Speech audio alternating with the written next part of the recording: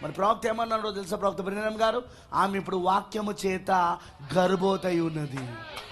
She is now pregnant with the word.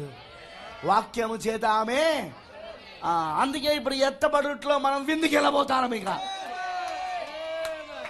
ఈ పెళ్లి విందు కోసం ఎవరు ఎదురు చూస్తున్నారు అంటే, పెళ్లి కుమార్తెనే కాదు, పిలువబడిన అతిథులు ఉన్నారు.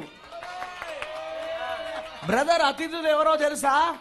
విక్టరీ డే, విజయోత్సవ దినమని వర్తమానంలో అన్నాడు.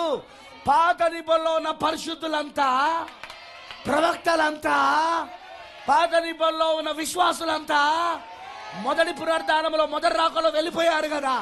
యేసు వాళ్ళని కొనిపోయాడు కదా. వాళ్ళందరూ విందు కోసం ఎదురు చూస్తున్నారు. విందు జరగాలంటే, పెళ్లి విందు జరగాలంటే ముందు ఇక్కడ వివాహం జరగాల. వివాహం జరగాలంటే క్రీస్తు తనను కుమరించుకోవాలా.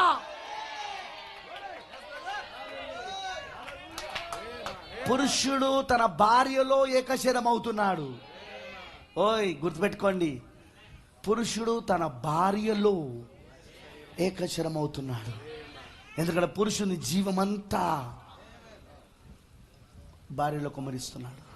ఇప్పుడు క్రీస్తు తన భార్యలో, తన వధువులో, తన పెళ్లి కుమార్తెలో, తన సంఘములో కుమరిస్తున్నాడు. ఆయన తన జీవానంతా కూడా, తన వాక్యాన్ని అంతటి కూడా. అర్థమైందని చెప్పింది.